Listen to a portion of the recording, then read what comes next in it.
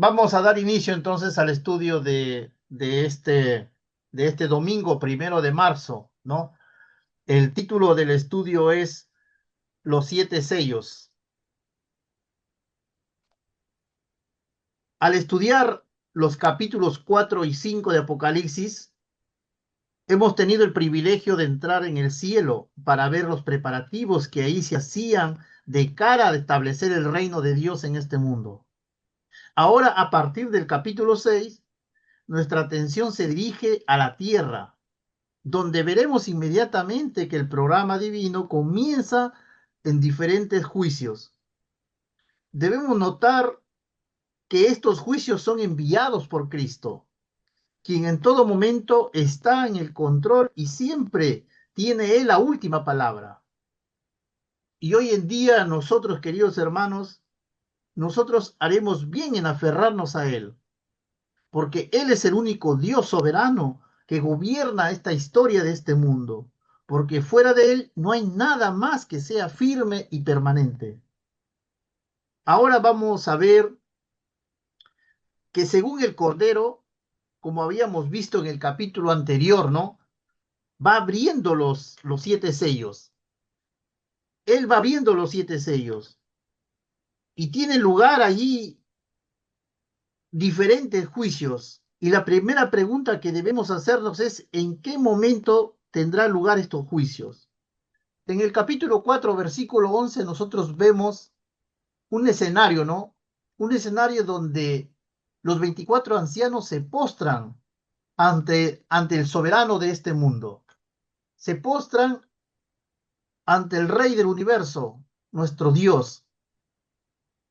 Y le dicen, ¿no? En el capítulo 4 versículo 11, dicen, Señor, digno eres de recibir la gloria y la honra y el poder, porque tú creaste todas las cosas y por tu voluntad existen y fueron creadas.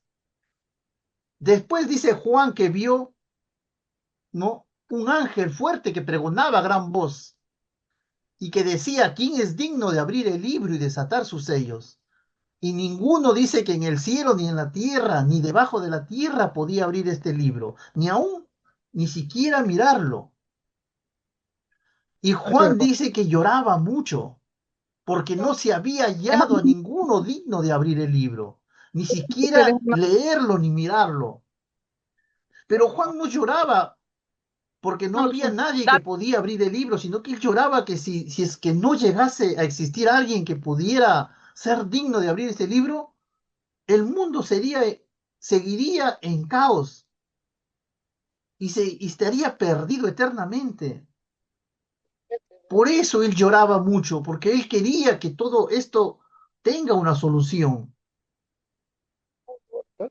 Descargando recién. Pero ¿qué sucede después? Dice que un anciano se le acerca y le dice, no llores, no Oye, llores, le mamá. dice Juan, porque aquí dice, el león de la tribu de Judá, la raíz de David, ha vencido para abrir el libro. Y él dice que puede desatar los siete sellos. Juan realmente ve al que es digno y es el Mesías, nuestro Señor Jesucristo, el Cordero de Dios, que Él fue el único, el Cordero inmolado desde la fundación del mundo. El Cordero era el único que podía abrir el libro, que era de la tribu de Judá, de la raíz de David. Y nos estamos refiriendo a nuestro Señor Jesucristo. Y en Apocalipsis 5, 7 y 8 dice, y vino y tomó el libro, dice, de la mano derecha del que estaba sentado en el trono. Y cuando hubo tomado el libro, dice que los cuatro seres vivientes y los 24 ancianos se postraron delante del Cordero. Ahora, como había dicho hace un momento, para contestar correctamente es fundamental que notemos que hay un paralelismo entre el pasaje del capítulo 6 y el sermón profético de nuestro Señor Jesucristo, que encontramos allí en Mateo capítulo 24. Si ustedes han leído Mateo capítulo 24, ustedes van a notar que estos siete sellos, el cual vamos a estudiar ahora, tienen un paralelismo, tienen una similitud con Mateo 24. Podemos decir es una coincidencia, pero son profecías que ya se habían anunciado en las Escrituras. Juan lo dice, Juan lo escribe, y ese libro llega hasta ahora. Lo que nuestro Señor Jesucristo lo dijo en Mateo 24. Consideremos algunos de los detalles paralelos entre ambos textos. Los 4 primeros sellos describen juicios similares a aquellos de los que habló nuestro Señor Jesucristo en el Evangelio. Como por ejemplo habla de engaños, de falsos cristos, guerras y rumores de guerra, que se levantarán nación contra nación y reino contra reino, y que habrá pestes y hambres, terremotos en diferentes lugares. Mateo 24, versículos 6 al 7. El quinto sello centra nuestra atención sobre aquellos que habían sido muertos por causa de la palabra de Dios y por el testimonio que tenían. Apocalipsis capítulo 6, versículo 9. Pero también el Señor anunció en su sermón profético que había persecución contra los creyentes. Mateo 24 del 9 al 14. La apertura del sexto sello trae un gran terremoto y los cuerpos celestes son conmovidos. Apocalipsis 6 versículos 12 y 14. Y una vez más, el Señor también hizo referencia en su sermón a estos acontecimientos. E inmediatamente después de la tribulación de aquellos días el sol se oscurecerá y la luna no dará su resplandor y las estrellas caerán del cielo y las potencias de los cielos serán conmovidas. Mateo 24, versículo 29. Por último, en la segunda parte del sexto sello vemos a la humanidad pecadora y rebelde escondiéndose de la presencia aterradora del Cordero que viene a juzgar a los hombres. Apocalipsis 6, versículo 15 y 17. Y así termina también el sermón profético del Señor, cuando dice, entonces aparecerá la señal del Hijo del Hombre en el cielo, y entonces lamentarán todas las tribus de la tierra y verán al Hijo del Hombre viniendo sobre las nubes del cielo con poder y gloria. Mateo 24, versículo 30. Es importante notar el paralelismo entre ambos pasajes, porque esto nos ayudará a interpretar nuestro texto correctamente. El Señor nos da ciertas claves de gran utilidad para ello. Por ejemplo, hablando de los primeros juicios, dice, pero aún no es el fin. Mateo 24, 6. Porque todo esto será principio de dolores. Mateo 24, capítulo 8. Aquí el Señor utiliza la figura de una mujer embarazada que empieza a tener dolores de parto, pero todavía no ha llegado el momento de alumbramiento. Y del mismo modo, estos juicios que son descritos en ambos pasajes siempre han estado presentes en este mundo, pero irán ganando intensidad según se acerque el momento de la segunda venida del Señor. Otro detalle importante acerca de estos juicios es que son acumulativos.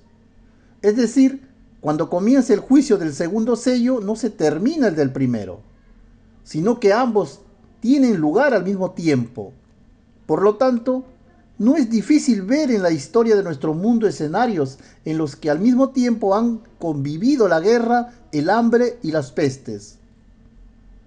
Así que en lugar de ver estos juicios un orden cronológico, más bien debemos apreciar aquí el tipo de juicios característicos que precederán durante la venida en la gloria del Señor. Aunque como ya hemos señalado, serán juicios que irán ganando en intensidad según se acerque este momento. Algunos comentaristas bíblicos piensan que estos juicios solo tienen que ver con la última parte del periodo de la gran tribulación y que para ese tiempo la iglesia ya no estará aquí. Sin embargo, no hay evidencia suficiente en el texto bíblico para sustentar esta afirmación.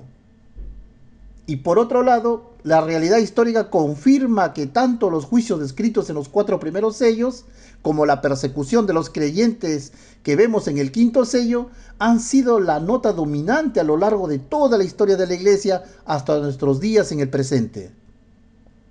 Ahora bien, antes de comenzar a considerar los diferentes juicios que encontramos en este pasaje, tal vez debemos pensar en algo que constantemente escuchamos en muchas personas. Como por ejemplo, cuando dicen, si Dios existe, ¿por qué permite que haya guerras que la gente pase hambre y que haya terremotos que acercan a la desgracia sin fin. Con frecuencia, los creyentes contestamos a estas preguntas que han intentado eximir a Dios de toda la responsabilidad en este tipo de desgracia. Pero lo cierto es que el libro de Apocalipsis nos dice todo lo contrario. Dios existe y por esta misma razón envía sus juicios sobre esta tierra. ¿Qué Dios sería si, viendo las continuas injusticias de los hombres, les enviará sus más ricas bendiciones? ¿Cómo puede permanecer Dios callado después de que este mundo crucificara a su propio Hijo? Es evidente que a veces enfatizamos tanto el amor de Dios que nos olvidamos por completo de su justicia, de su santidad y también de su justa ira. Pero todos estos son también atributos de Dios. Y la Biblia no se avergüenza de hablar de la ira de Dios como un atributo que lo honra tanto como su amor. Por último, antes de empezar a estudiar en detalle cada uno de estos sellos, hemos de decir que el propósito divino con todo ellos es advertir a los hombres rebeldes que se levantarán contra Dios, que están viviendo una fantasía y que finalmente Dios va a explotar su burbuja y los va a traer a la realidad. Y en ese momento, cuando la altivez del hombre haya sido abatida y su soberbia humillada, tendrán que reconocer que solo Dios será exaltado en aquel día, así como lo dice el profeta Isaías en el capítulo 2, versículo 17. Y aquí están estos textos para que mientras aún hay tiempo, el hombre se arrepienta y busque a Dios. Entonces, si la base son las 7 iglesias, aquí estamos hablando de un paralelismo a las 7 iglesias. ¿Recuerdan ustedes el primer círculo que habíamos estudiado, que eran las 7 iglesias? Las 7 iglesias serían la base para construir todos los círculos de 7. ¿Cuáles todos? Los 7 sellos, las 7 trompetas, las 7 plagas. Las 7 iglesias también representan periodos de la historia, y los 7 sellos que vamos a estudiar ahora van a representar periodos que acompañan a las 7 iglesias, pero con una diferencia. Las 7 iglesias muestran lo que ocurre dentro de la iglesia. Lo que habíamos estudiado anteriormente de las 7 iglesias, que es todo lo que ocurre dentro de la iglesia. Juan escribe por órdenes de nuestro Señor Jesucristo de todo lo que ocurre dentro de la iglesia, que habían cosas buenas y cosas malas, como amonestaciones, reproches, promesas, de todo.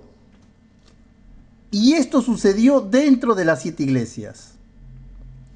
Y los 7 sellos muestran también, pero lo externo, o lo que sucede alrededor de las 7 iglesias. ¿En qué manera? En el contexto político, social y religioso que envuelven a estas iglesias. O sea, todo lo que habíamos estudiado al comienzo de las 7 iglesias, que es intenso, hoy vamos a estudiar todo lo que sucede, pero externamente, a estas 7 iglesias a través de estos 7 sellos. Y cuando estudiamos más adelante los demás círculos de 7, vamos a estudiar el mismo paralelismo de las 7 iglesias, porque las 7 iglesias es la base para construir todos los otros círculos de 7. Ahora bien, como decía, mientras que las 7 iglesias hablan sobre el problema interno de la iglesia, los 7 sellos hablan del problema externo político y social que la iglesia viviría desde el tiempo de Jesús hasta el tiempo del fin. Vamos a ver poderes en conflicto y cómo este conflicto es visto desde otro punto.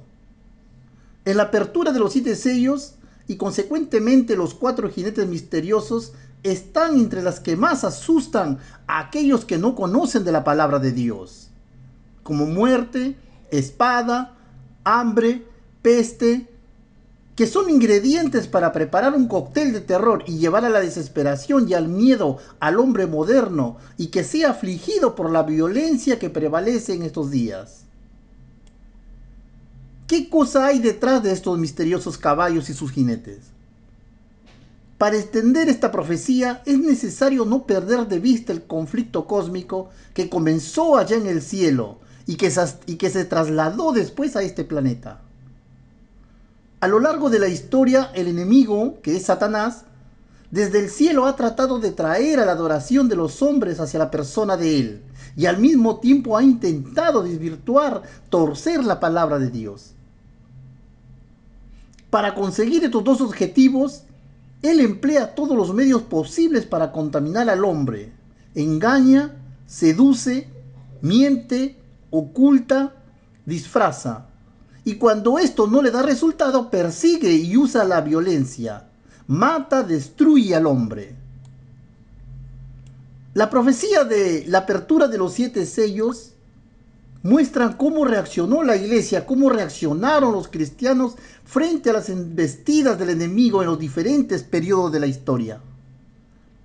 Muchos de los intérpretes de las escrituras han considerado que los 4 jinetes del Apocalipsis son portadores de los juicios divinos. Hasta se han filmado películas para presentar a estos misteriosos personajes como jinetes vengadores que traen desgracia y tragedias a la tierra, pero no es así. El Apocalipsis no puede ser estudiado con liviandad ni fanatismo irracional. Se debe estudiar como parte de la palabra de Dios y su correspondiente proyección histórica y profética. Al estudiar de esta manera descubrimos que los jinetes simbolizan los diversos periodos por el cual pasaría la iglesia cristiana con respecto a su fidelidad en la palabra de Dios. Por eso nuestro Señor Jesucristo nos narra este sermón profético ahí en Mateo capítulo 24, de todas las cosas que tienen que acontecer antes de que sea su segunda venida. Pero lo que Él nos advierte y nos dice que esto aún no es el fin, que todo esto solamente es principio de dolores. Y la pregunta es, ¿qué significa principio de dolores? El principio de dolores es en realidad el tiempo actual, pero llegando a su fin. Esta es la etapa que está a punto de suceder en cualquier momento. Estamos en este punto de la historia, en el plan del Dios, que en cualquier momento vamos a estar convencidos de que estamos viviendo el inicio de dolores. El principio de dolores, porque esta etapa estará, dice, marcada por una serie de eventos que causarán conmoción en el mundo entero y que ya estamos viviendo en la actualidad hoy en día, como las piezas del tablero que ya están posicionándose, solamente faltaría atacar al rey, como así decirlo. Algunas personas en esta etapa se dice que cuando empieza a suceder estos eventos, algunas personas creerán más en Dios, se apegarán más en las escrituras, buscando la salvación en Jesús. Pero también se dice que habrá otras personas que van a rechazar a Dios y se entregarán al engaño del mundo.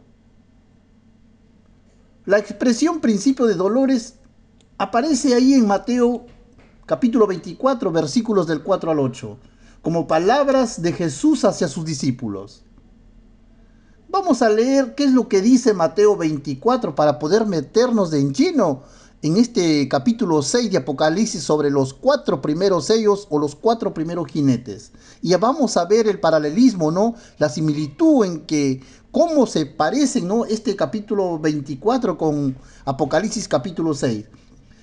Mateo capítulo 24, versículos del 3 al 8 vamos a leer. Mateo capítulo 24, versículos del 3 al 8. Los discípulos se acercaron aparte diciendo, dinos, ¿cuándo serán estas cosas? ¿Y qué señal habrá de tu venida y del fin del siglo? Respondiendo Jesús les dijo, mirad que nadie os engañe, porque vendrán muchos en mi nombre diciendo, yo soy el Cristo, y a muchos engañarán. Y oiréis de guerras y rumores de guerra. Mirad que no os turbéis, porque es necesario que todo esto acontezca, pero aún no es el fin. Porque se levantarán nación contra nación y reino contra reino, y habrá pestes y hambres y terremotos en diferentes lugares. Y todo esto será principio de dolores. Esta etapa es una etapa creciente de conflictos. consciente de calamidades, sufrimientos en el mundo, lo que podía justamente compararse con los dolores de parto de una mujer que experimenta antes de dar a luz. Estos eventos serán señales como advertencia para que los creyentes estén alertas o estemos preparados para el regreso del Mesías. Así como lo dice nuestro apóstol Pablo en Primera de Tesalonicenses capítulo 5 versículos del 1 al 3. Pero acerca de los tiempos y de las ocasiones, no tenéis necesidad, hermanos, de que yo escriba, porque vosotros sabéis perfectamente que el día del Señor vendrá así como ladrón en la noche, que cuando digan paz y seguridad, entonces vendrá sobre ellos destrucción repentina, como los dolores a la mujer encinta, y no escaparán. Pablo menciona aquí este concepto de dolores de parto en relación con los fines del tiempo y la segunda venida de nuestro Señor Jesucristo. Asimismo afirma que la venida de nuestro Salvador será repentina, como un ladrón en la noche, pero vamos a sentir o ver que en el mundo hay dolores de parto. Esta expresión enfatiza la necesidad de estar siempre alertas, de estar preparados para el día del regreso de nuestro Señor, ya que no se puede decir el momento exacto, pero podemos conocer el regreso de Jesús y que será anunciado por dolores de parto. Voy a volver a leer el versículo 3. Que cuando digan paz y seguridad, entonces vendrá sobre ellos destrucción repentina, como los dolores de una mujer encinta, y no escaparán. El apóstol Pablo está advirtiendo que cuando las personas se sientan seguras y en paz, evidentemente será una falsa paz. La destrucción repentina llegará y será similar a los dolores de parto que presenta una mujer cuando va a dar a luz.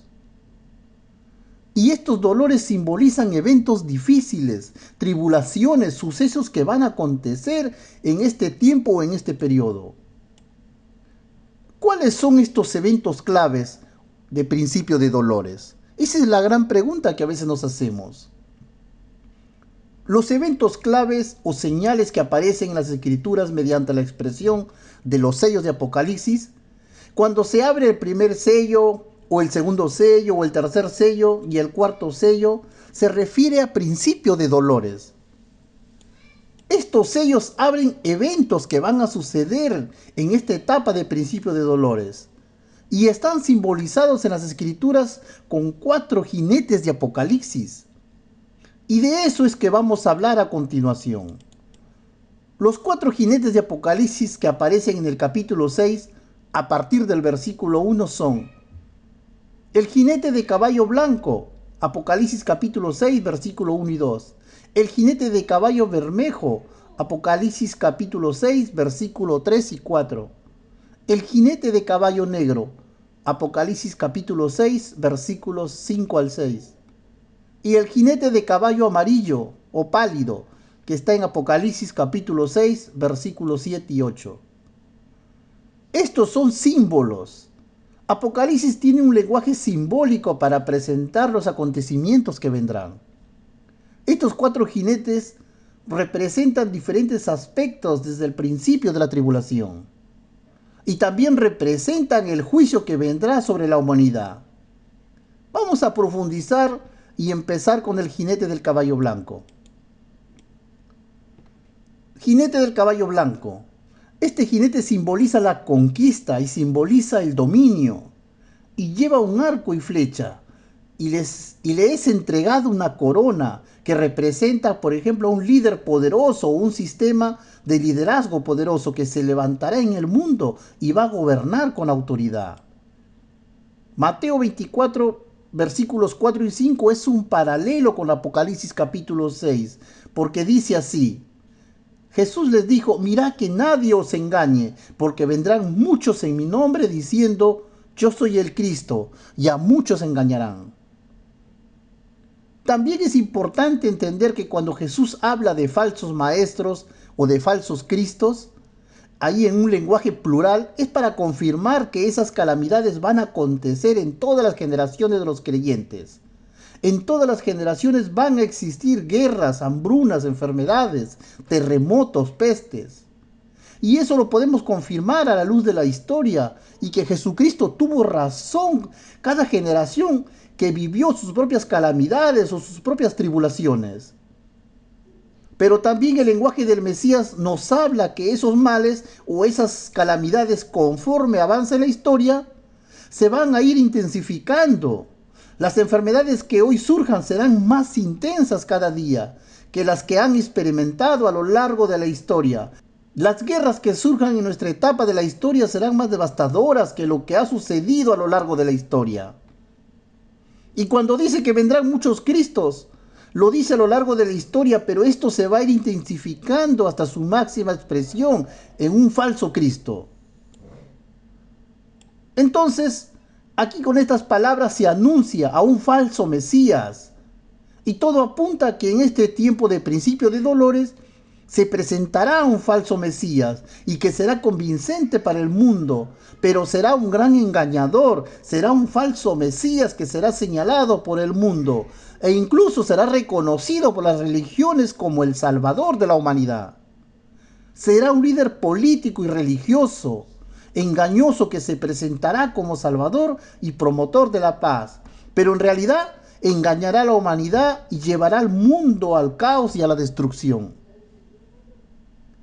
Esta enseñanza de Jesús es paralela con el sello de Apocalipsis. Veamos lo que dice el primer jinete. Apocalipsis capítulo 6, versículos 1 y 2. Vi cuando el Cordero abrió uno de los sellos, y oí a uno de los 4 seres vivientes decir como con voz de trueno: ven y mira. Y miré, y he aquí un caballo blanco, y el que lo montaba tenía un arco, y le fue dado una corona, y salió venciendo para vencer. Ahí está entonces las palabras claves: caballo blanco, arco y flecha, y se le dio una corona, dice, y salió venciendo para vencer. Entonces este jinete del caballo blanco no es Jesús como muchos lo dicen, porque muchos han interpretado ahí en el sistema religioso que este caballo del que se habla es el Mesías. Pero no es correcto. El jinete representa a un líder, un gobernante humano, o un poder o un gobierno que será presentado por un gobernante. El caballo es símbolo de poder y dominio, que representa conquista. El color blanco, como ustedes saben, representa o simboliza pureza. Y dice que será como de un líder que vendrá con apariencia de pureza. Y también vendrá propagando la paz, engañando que traerá paz al mundo.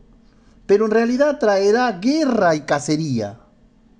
Es decir, es blanco porque viene trayendo paz, pero a su vez y de forma oculta viene trayendo guerra y cacería. Y eso lo sabemos por el arma que porta, porque dice que tenía un arco. Por eso muchos interpretan aquí que es nuestro Señor Jesucristo y que en su regreso viene antes del arrebatamiento y gran tribulación. Pero esto es un engaño, queridos hermanos, porque aquí se está hablando de un falso Mesías y de un falso Cristo, como lo dijo nuestro Señor Jesucristo en Mateo 24.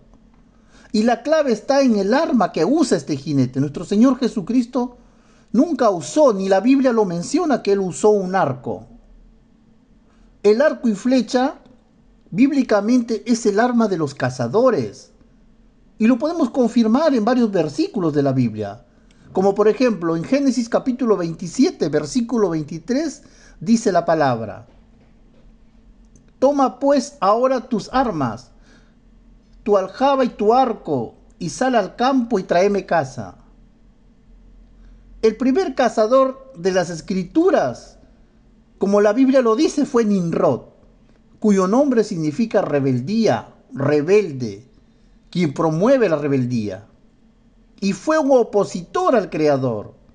Y podría ser visto como el primer opositor de Dios o prototipo del antimesías. ¿Quién era Nimrod? En Génesis capítulo 10, versículo 8-9 nos habla de Nimrod. Dice la palabra: Cus engendró a Nimrod, quien llegó a ser el primer poderoso en la tierra. Este fue vigoroso cazador delante de Jehová, por lo cual se dice, así como Nimrod, vigoroso cazador delante de Jehová. Ahora bien, el arco y flecha también era catalogado como un arma de guerra y estaba asociado a los enemigos de Israel, como por ejemplo los asirios. ¿Cómo lo corroboramos? Allí en Salmos capítulo 11, el salmista nos dice en el versículo 2, ¿por qué aquí los malos tienden el arco, disponen sus saetas sobre la cuerda para saetear en oculto a los rectos de corazón? Entonces dice aquí el salmista que los malos tienen esta arma, este arco y flecha, y disponen a matar, a flechar de manera oculta a los rectos de corazón.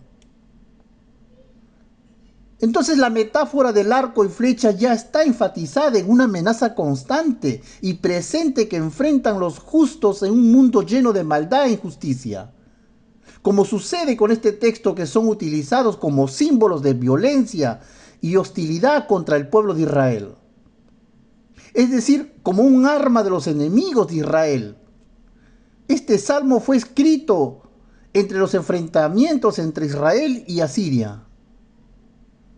¿Y cómo se relaciona este arco y flecha, con Nimrod?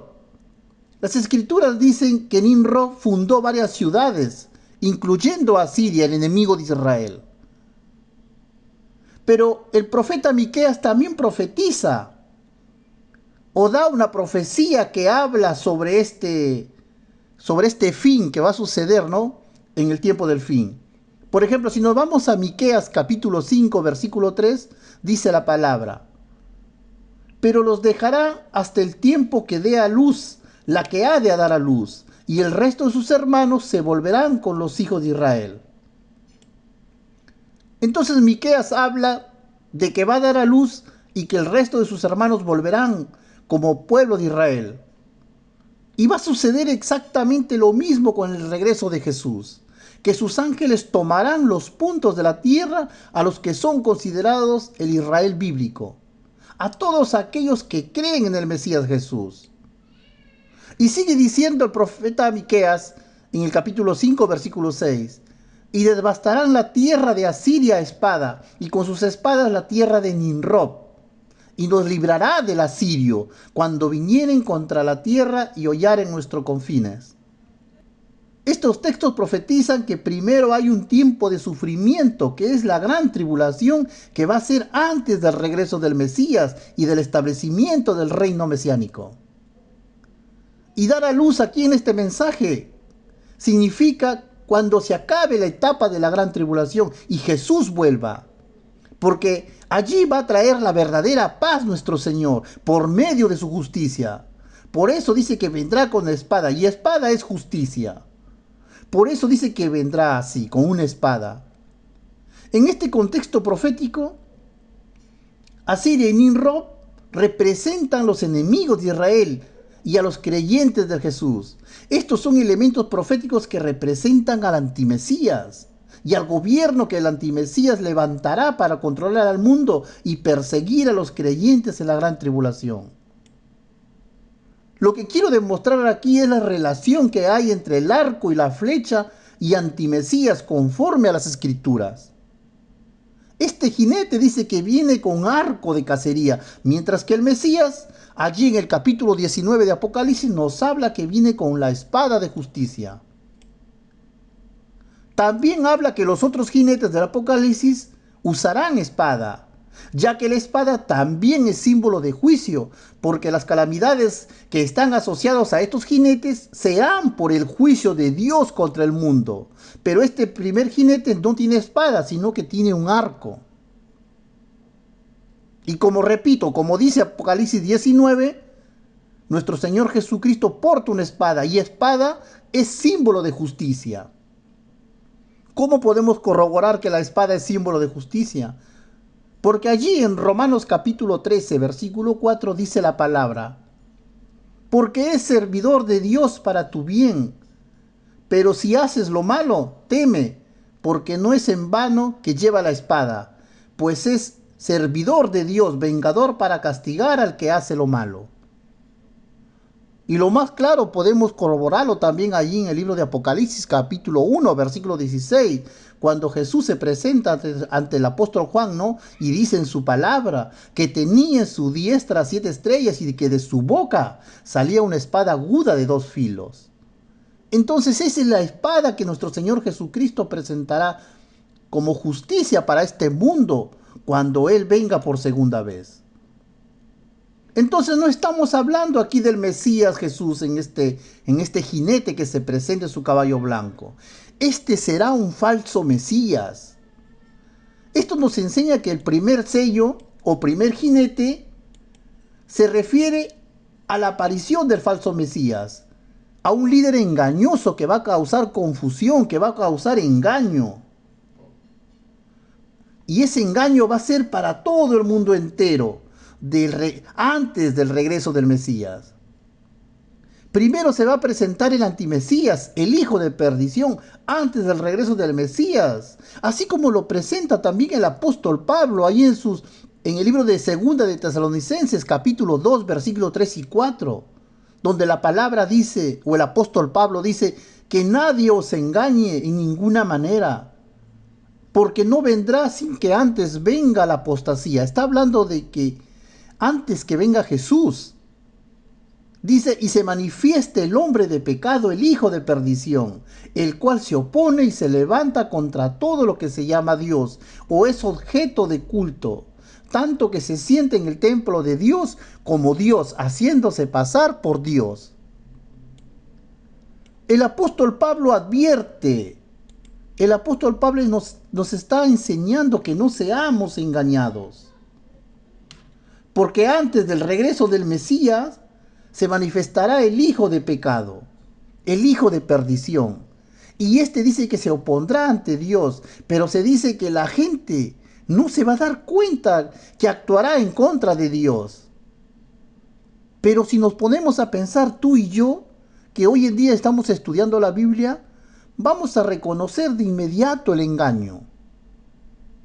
Porque se dice que este impío se opondrá ante el eterno Dios y se exaltará a sí mismo por encima de todo lo que llame Dios y pretenderá ser Dios ante el mundo.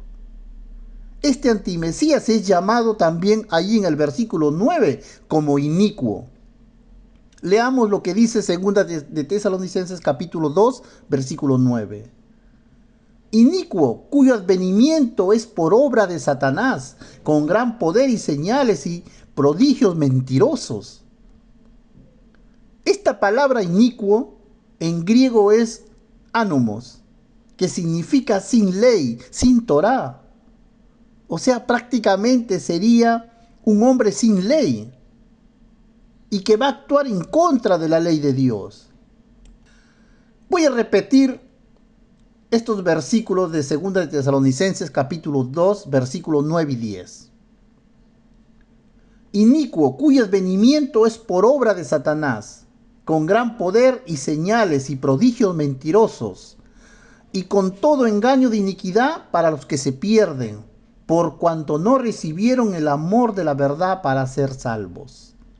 En otras palabras, ¿qué nos quiere decir este? ¿Quién se van a perder? ¿Quiénes son los que se van a perder, hermanos? Los que no recibieron el amor de la verdad. Este texto nos dice que el antimesías vendrá con poder, con señales engañosas, porque su propósito será engañar a aquellos que no han recibido el amor de la verdad.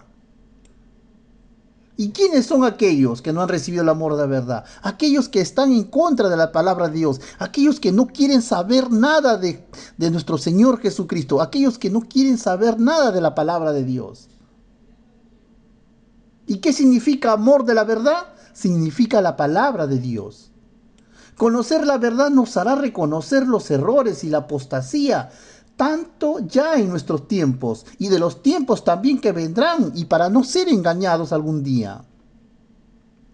Por eso el apóstol Pablo nos dice ahí en 2 de Tesalonicenses, capítulo 2, versículo 15, procura con diligencia presentarte ante Dios aprobado, como obrero que no tiene de qué avergonzarse, que usa bien la palabra de la verdad. ¿Se dan cuenta? ¡Qué texto poderoso!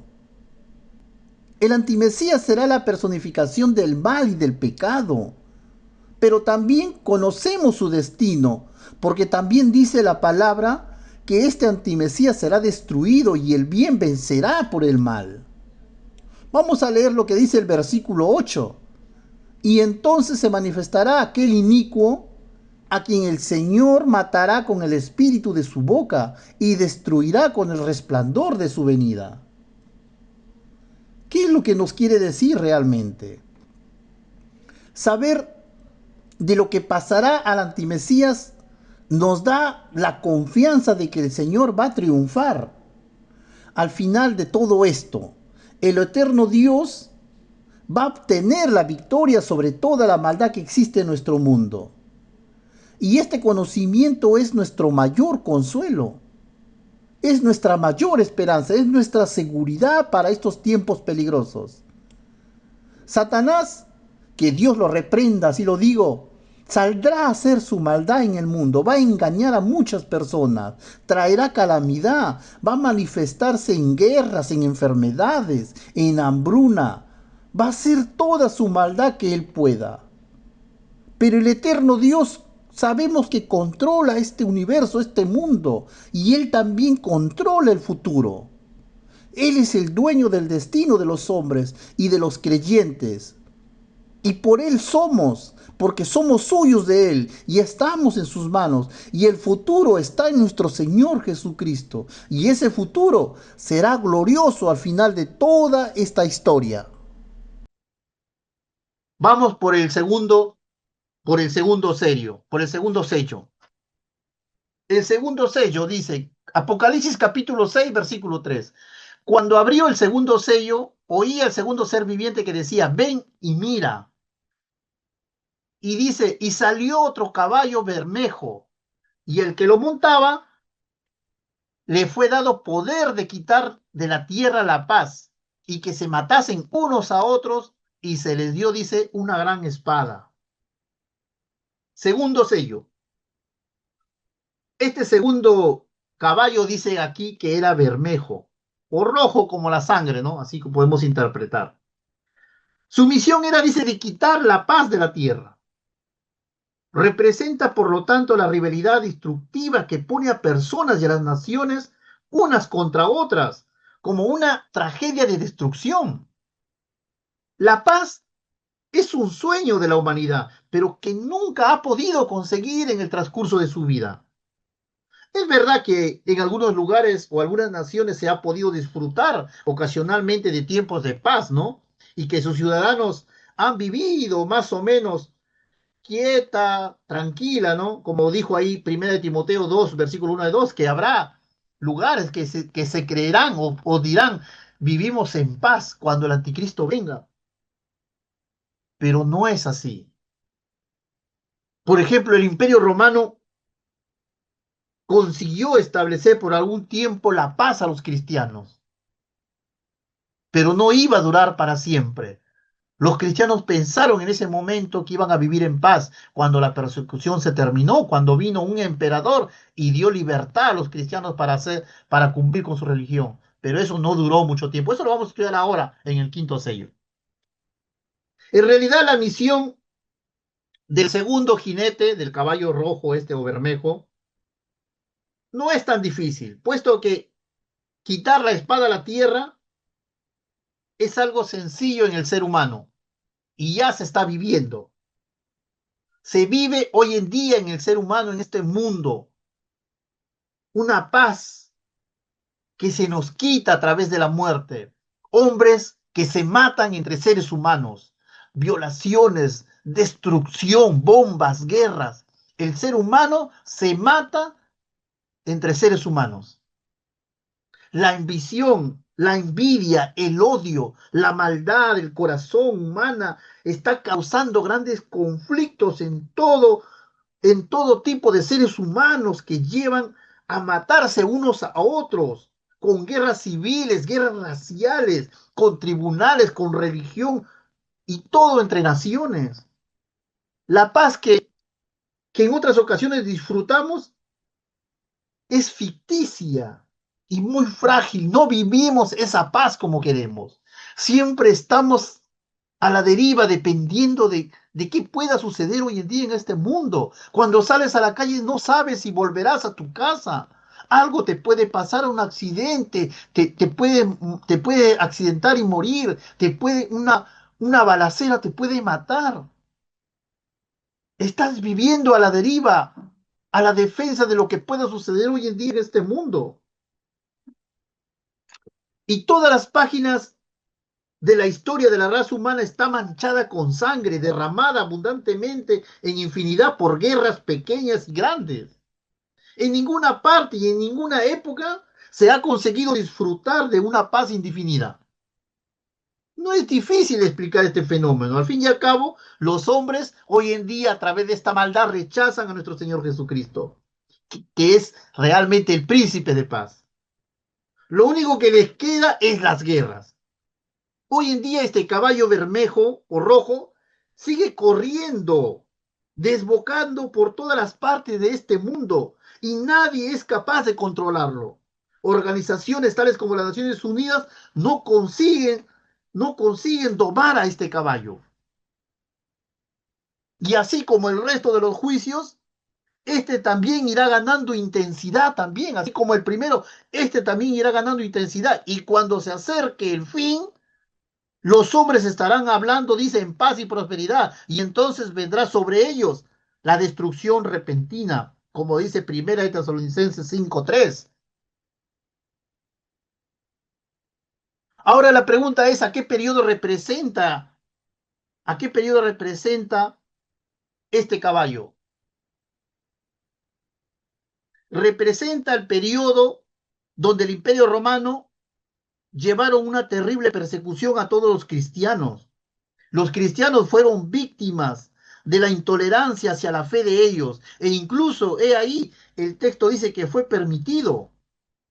No hay nada de lo que acontezca en la historia de este mundo que no sea permitido por Dios. Solo que esta permisión solo llevaría a la muerte. Dice que unos a otros se matarían. Es decir, era una guerra intensa y no provenía de afuera, sino se desarrollaba dentro de la misma iglesia. Los protagonistas eran los mismos cristianos. ¿Qué cosa sucede?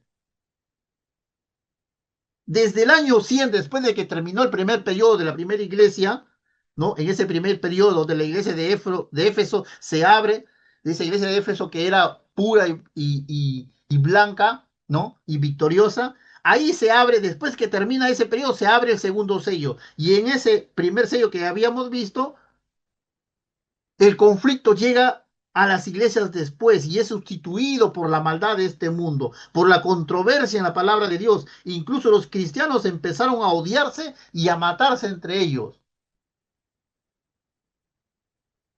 Porque hubo una resolución ahí que mandó un edicto el Imperio Romano donde decía que teníamos que rendir adoración al César. Y aquella persona que no rendía adoración era asesinado. Entonces los cristianos empezaron a contaminarse, a decirse entre ellos, nosotros tenemos que también, así como adoramos a nuestro Dios, también tenemos que adorar al César para poder sobrevivir en este mundo, para poder tener vida. Si no, seríamos asesinados. Y había la confusión en medio de la iglesia, pero ahí estaban estos hombres que se les llama sinagoga de Satanás, el cual estos hombres contaminaron la iglesia con sus palabras. Estos hombres no eran tocados por el imperio romano porque estos hombres llamados fariseos también rendían culto al emperador para no ser asesinados. Habían hecho un arreglo con el imperio romano, pero estos hombres eran usados por el imperio romano para contaminar a la iglesia, para que la iglesia también se arrodille ante el César. Y ahí está ese hombre, por ejemplo, ¿no? Policarpo. Ya lo había yo explicado en la primera, allá en la iglesia de Esmirna, la había explicado, ¿no? Cuando estudiamos las 7 iglesias. Policarpo era un hombre prácticamente que, que fue asesinado por este hombre, Diocleciano, emperador de Roma. Fue asesinado Diocleciano porque él no quiso arrodillarse ante este hombre. Él dijo, ¿Por qué voy a estar en contra de mi Señor que me ha dado paz, que me ha dado todo lo que yo quiero? ¿Por qué voy a estar en contra de Él y me voy a rodear ante usted? Yo prefiero morir antes que traicionar la fe en mi Señor Jesucristo. Y Policarpo fue un mártir, fue asesinado, cortado la cabeza por este hombre Diocleciano, que fue su periodo de gobierno en el Imperio Romano en el año 303 hasta el año 313. Diocleciano Maximiliano Galerio Constancio dice, emitió una serie de edictos que retiraban los derechos legales de los cristianos y exigían que estos cumpliesen las prácticas religiosas tradicionales del Imperio Romano. Ese fue el martirio, el periodo que ocurre un martirio de millares de cristianos por amor al Evangelio. Y eso se vio en la iglesia de Esmirna, en el capítulo 2, versículo 10. Porque cuando el Señor dice ahí en la iglesia de Esmirna, en el primer mensaje a las iglesias, en el capítulo 2, versículo 10, cuando el Señor dice, tú vas a sufrir 10 días, y esos 10 días que representaban a un día por año, serían 10 años, ¿no? Prácticamente. ¿Y qué cosa dice ahí? Dice que se le ha dado poder para quitar la paz de la tierra, ¿no? O sea, un momento de sangre a través de espada. Entonces, el Imperio Romano asesinaba a los cristianos que no se arrodillaban ante él. Dice también que probablemente los cristianos fueron asesinados también por los propios cristianos, que en todas las persecuciones que los paganos hicieron en la historia, es que la iglesia cristiana se simboliza prácticamente como un caballo rojizo, el cual cuyo jinete se le dio potestad para terminar con la paz, con tal de que los hombres se dieran a muerte unos a otros.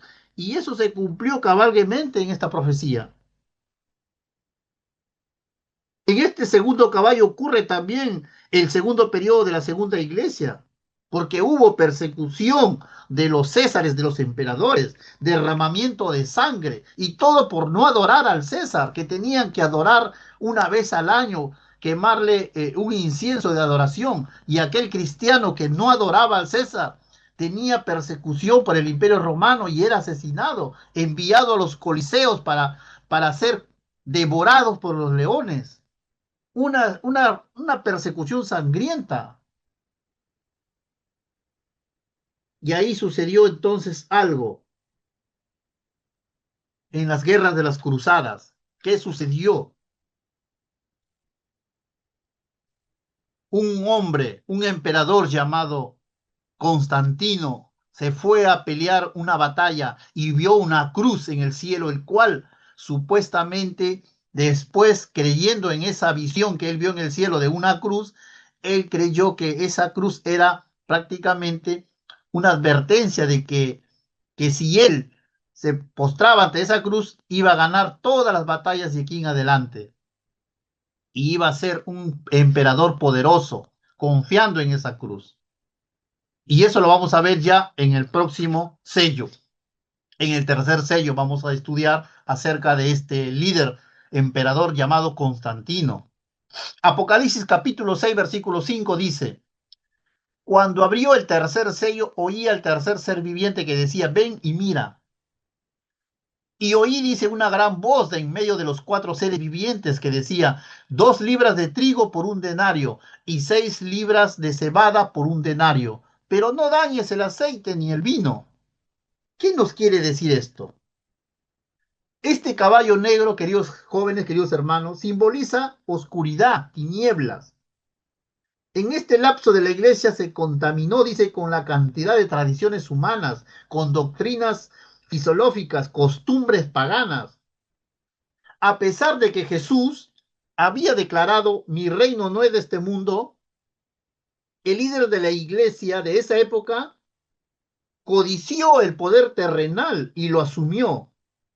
El imperio romano había desaparecido, ya no había más emperador en ese entonces, y la única autoridad que permanecía en esa época era el obispo de Roma, y su poder no solo era espiritual, sino también político. Y un caballo negro, curiosamente, a diferencia de los otros dos anteriores que llevaban armas de guerra no en su mano, este portaba una balanza en la mano. Sin duda es un extraño instrumento, ¿no? Para un jinete por su función que consistía, ¿no?, en pesar el pan del tiempo y del hambre en este mundo. Por lo tanto, anunció un tiempo de escasez de alimentos básicos que, que provocará racionamientos pocos. Y el Antiguo Testamento lo anuncia, ¿no?, más adelante, ¿no?, que hubo una maldición de frutos de la desobediencia. Este caballo negro también interpreta las tradiciones que trajo la iglesia. Por eso se le llama un periodo de oscuridad, de tinieblas. Ustedes se acuerdan del periodo de la iglesia, ¿no?, de Pérgamo, que habíamos estudiado, donde empezaron a poner dogmas y tradiciones los seres humanos en lugar de la Biblia. Ahí en la iglesia de Pérgamo, donde llegaron las doctrinas de Balán y las doctrinas de los nicolaitas, ahí fue que empezó la contaminación de la iglesia. Y ustedes saben que este caballo negro, ¿no?, este caballo negro que trajo oscuridad y tinieblas a la iglesia, alguien lo puso fin de las persecuciones que tenía anteriormente o que trajo anteriormente el caballo rojo. Esas persecuciones que vivieron los cristianos a través del segundo sello que trajo el caballo rojo, alguien le puso fin a estas persecuciones. ¿Quién fue? Constantino. Ahora repito, como les dije hace un momento, ¿recuerdan de la visión que tuvo Constantino en la batalla con Basencio? Dice, a raíz de esa visión, Constantino se hizo cristiano. Así, de un día para otro se hizo cristiano. Pero sus fines no era un corazón convertido, sino era todo política, era una estrategia prácticamente de llevarse bien con todos. Él quería tener un imperio fuerte. Ahora, ahí cuando acaban las persecuciones, ¿qué cosa ocurre en la iglesia? Ahí el imperio romano empieza a oficializar el cristianismo. Y cuando comienza a oficializar el cristianismo, trae todas las costumbres paganas del imperio romano a la iglesia. Entonces, ¿a dónde trae? Al cristianismo. Por eso es que este caballo negro simboliza oscuridad y tiniebla. Por eso simboliza oscuridad y tinieblas. Ahora, aquí también hay corrupción de fe, porque donde el obispo de Roma empieza y comienza a dominar. Ahora empieza, dice, esa oscuridad a expandirse por toda la tierra. La Biblia es desencadenada y llega a ser una época de hambre, de miseria, porque las dogmas empiezan a estar en el lugar de la palabra de Dios. Dogmas y tradiciones y costumbres. Ponerle velas a los santos, adorar imágenes, ponerle velas a los muertos, muchas costumbres, muchas tradiciones que trae Roma. Llega a ser una época de hambre y miseria espiritual a través de estas dogmas, de estas costumbres. Y todo esto empieza a estar en lugar de la palabra de Dios. Por eso dice la profecía, y el que lo montaba dice que tenía una balanza en la mano. Y también se dice que tenía 2 libras de trigo por un denario y 6 libras de cebada por un denario. Vamos a ver acá, ¿qué significa esa balanza? La balanza significa sinónimo de juicio. Como dice el dicho, en balanza vas a ser pesado. ¿Pesado de qué? Pesado de todas tus acciones, porque hay un juicio.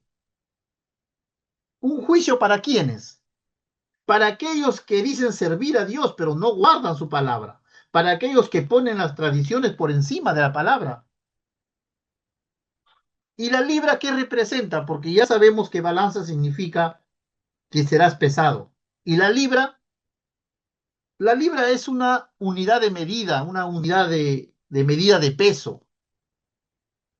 Eso es lo que representa. ¿Y por qué un denario?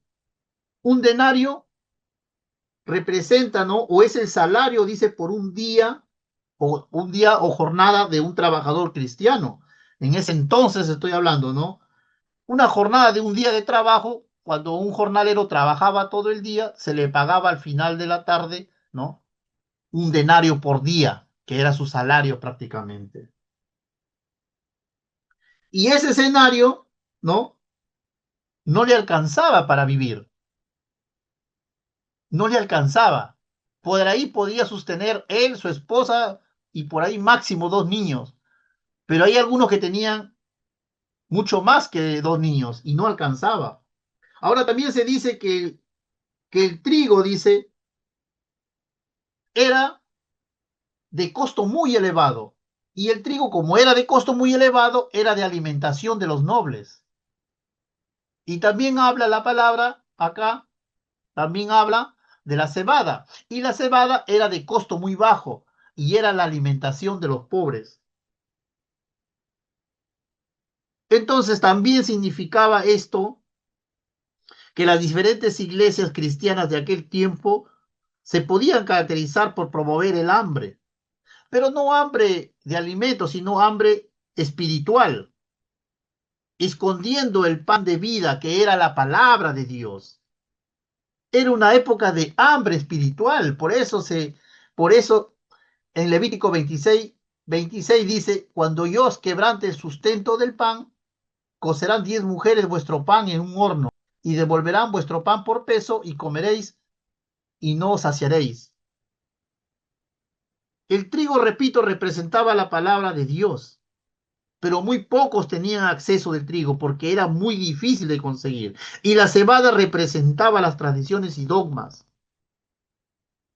Entonces, en esos tiempos, la palabra de Dios era escasa, así como el trigo, en lo literal. Era escasa. Los cristianos se habían enfriado. ¿Y qué consumían? Cebada, que era qué? Las tradiciones y las dogmas. Durante este triste periodo, los hijos de Dios, conducidos por los dirigentes, se apartaron por completo de las enseñanzas de la Escritura. La Biblia desaparece y dice que la Biblia fue encadenada. Fue ciertamente un periodo oscuro. La fe pasó de Cristo al verdadero fundamento del representante humano de la época en ese momento, que era el obispo.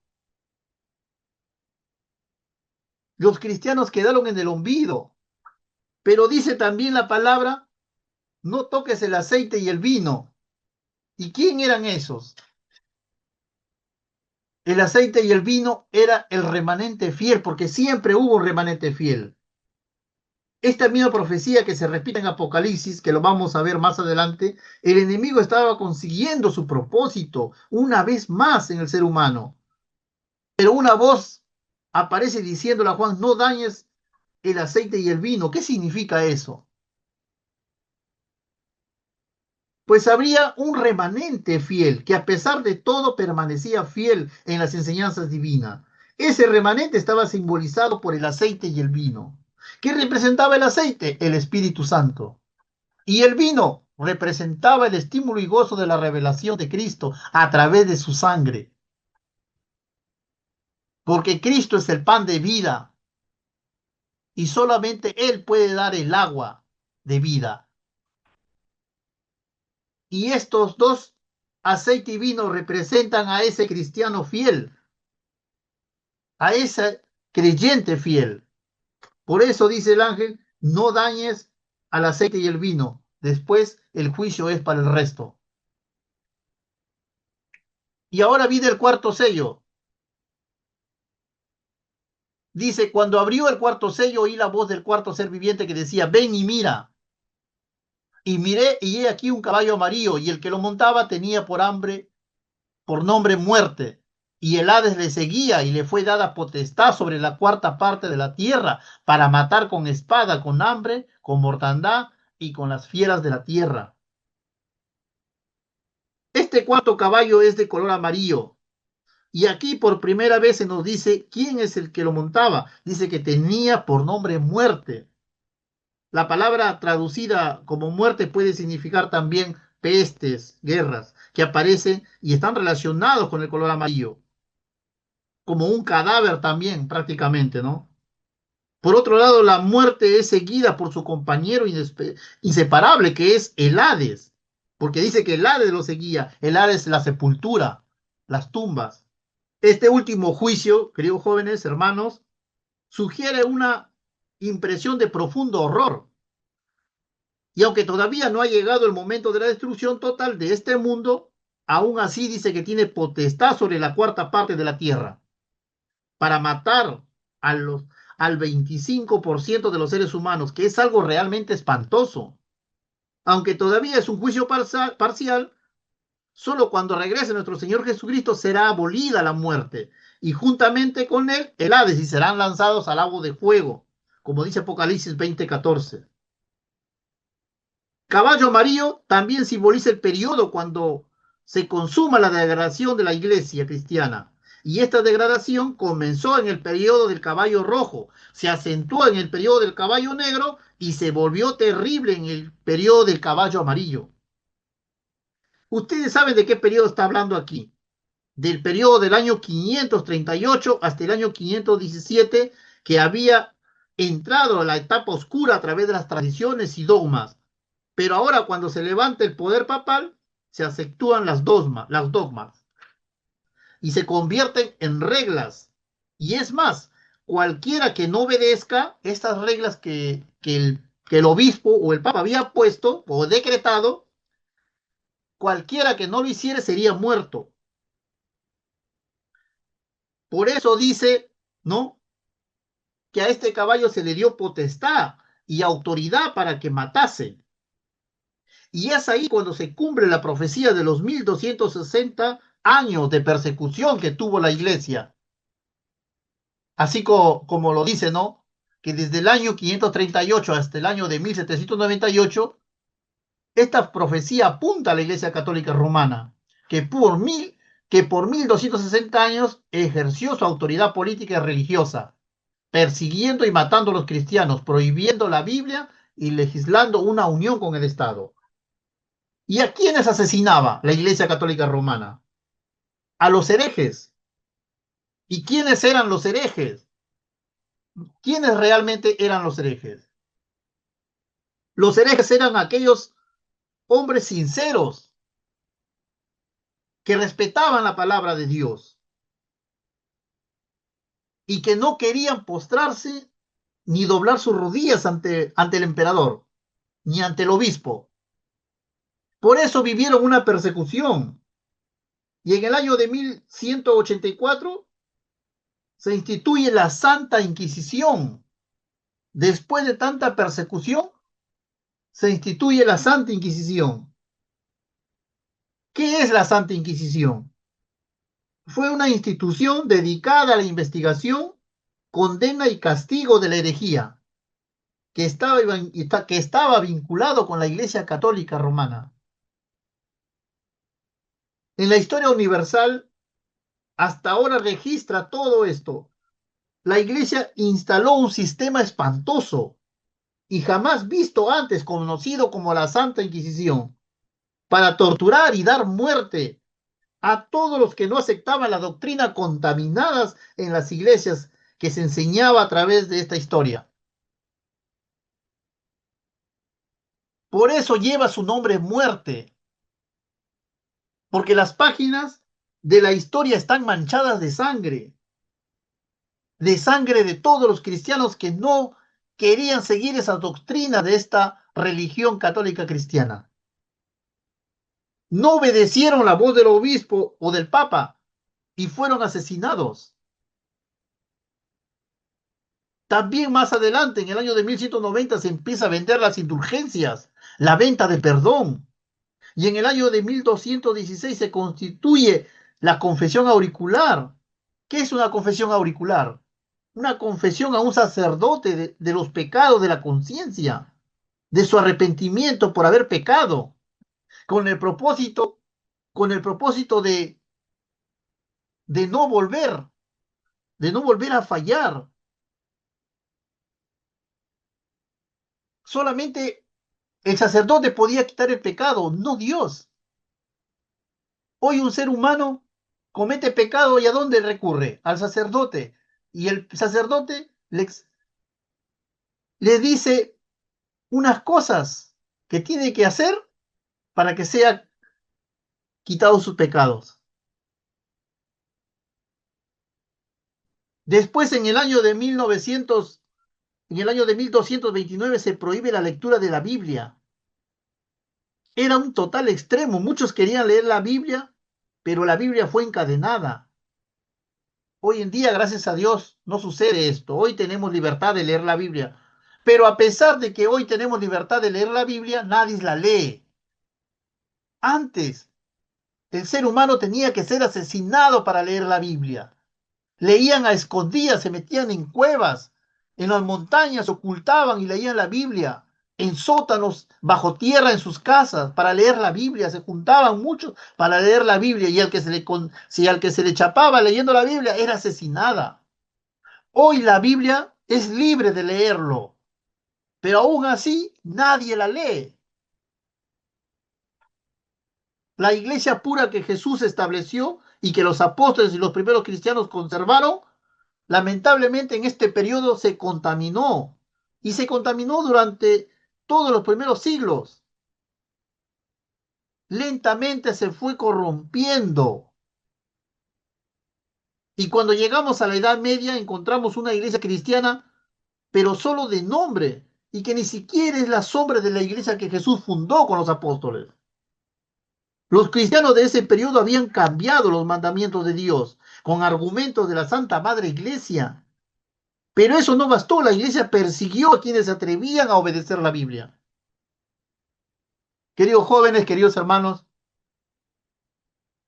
que estos cuatro jinetes nos enseñen a nosotros a reflexionar hoy en día, que el mundo que se vive es a raíz de esta abertura de estos sellos. Hasta ahora hemos abierto 4 sellos. Nos faltan todavía abrir 3 sellos, que lo vamos a hacer la próxima semana. Estos 4 jinetes representan una esperanza para nosotros los cristianos y un juicio y un castigo para los impíos que no creyeron y obedecieron la palabra de Dios. No es necesario tener una gran fe para saber que todas estas cosas vendrán sobre este mundo.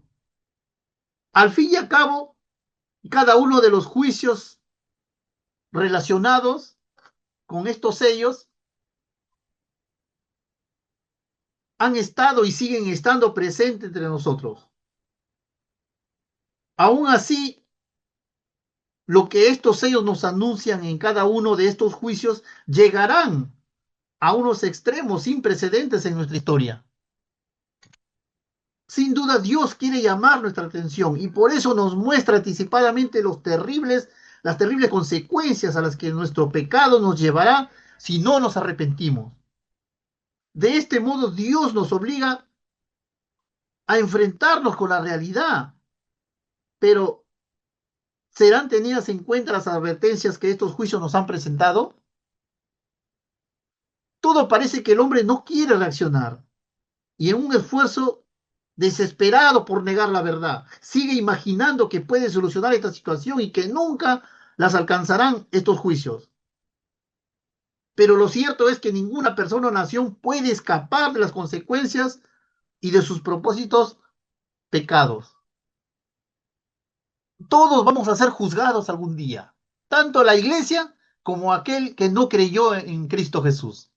Todos vamos a ser juzgados. Y ya los juicios han empezado, los sellos se han abierto y están aconteciendo, pero aún es principio de dolores, aún falta, todavía no es el fin. Los sellos están en camino, los caballos siguen caminando, siguen corriendo, pero aún faltan 3 sellos todavía abrirse, hasta el día que Cristo venga. Así que les invito, queridos jóvenes, la próxima semana vamos a continuar con los 3 sellos que quedan pendientes. Y así también le damos tiempo a los chicos para que se unan y puedan todos escuchar. Ahora voy a dar por concluido este estudio y espero que les sirva de mucha enseñanza, ¿no? Mucha sabiduría para ustedes, para poder poner en práctica sus vidas. Gracias por todo. Nos vemos el próximo domingo. Que Dios me los bendiga.